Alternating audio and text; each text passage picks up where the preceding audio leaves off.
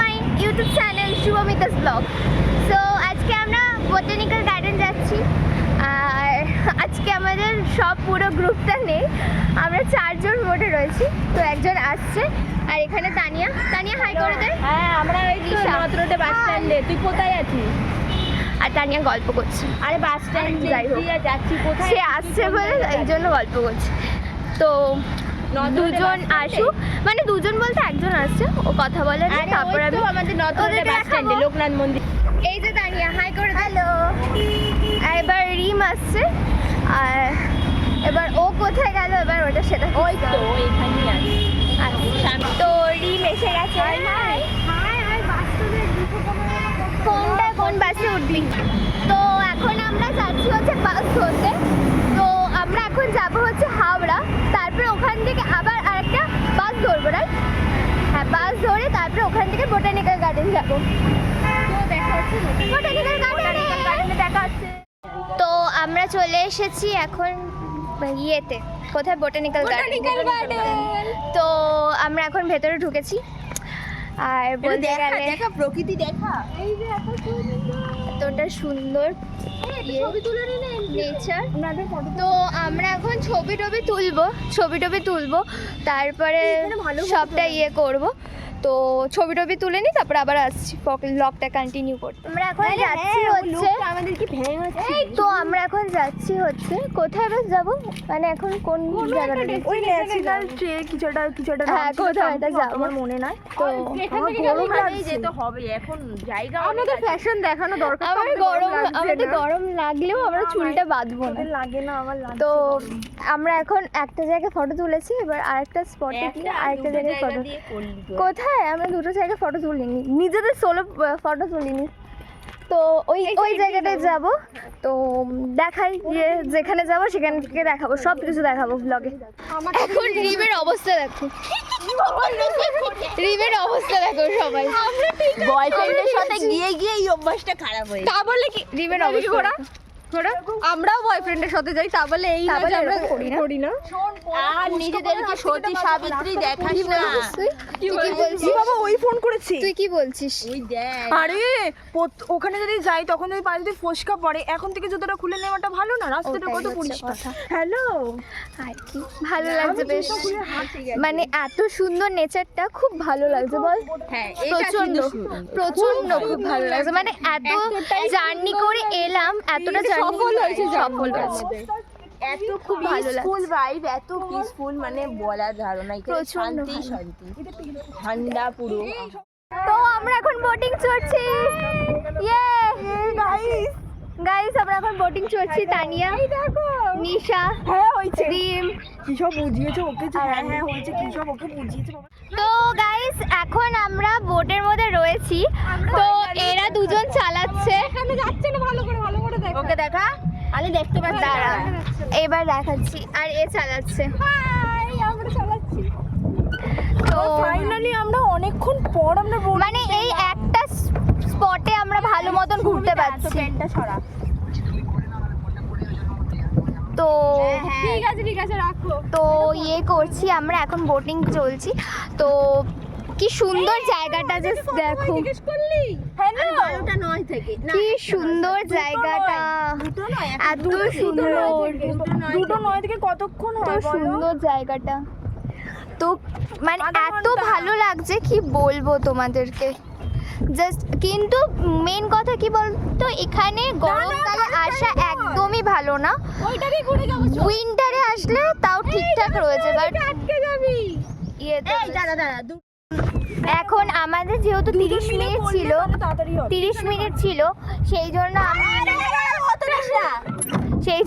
আমরা এখানে একটু বসে একটু রিল্যাক্স করছি।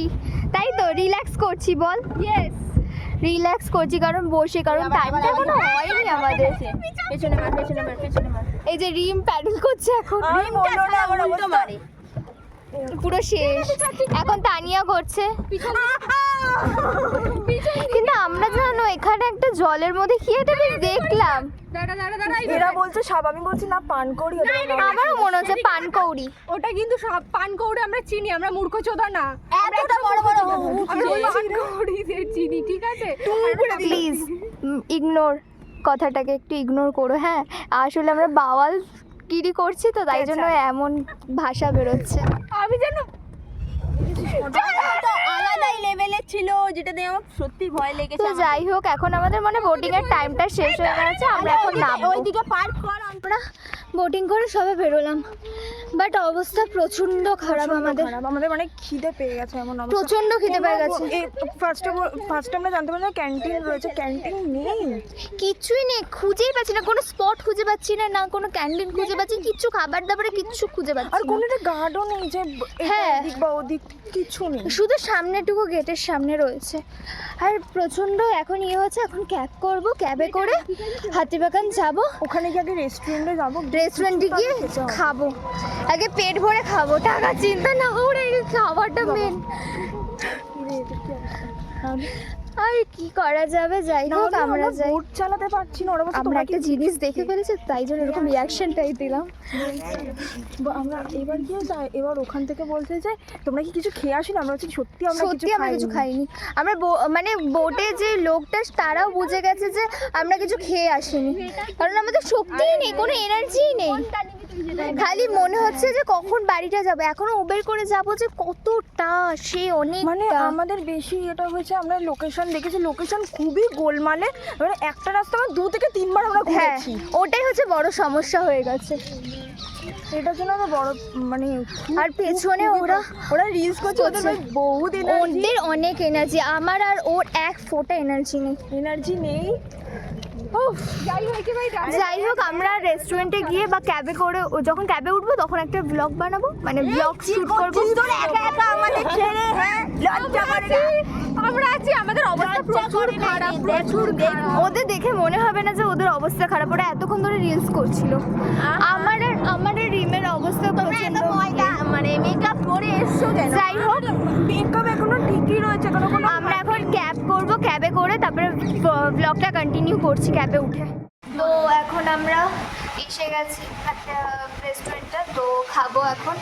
এই যে তানিয়া, আমার অবস্থা খারাপ কারণ আমি মেকআপটা তুলে নিয়েছি, তো প্লিজ ইগনোর করো আমার ফেসটাকে।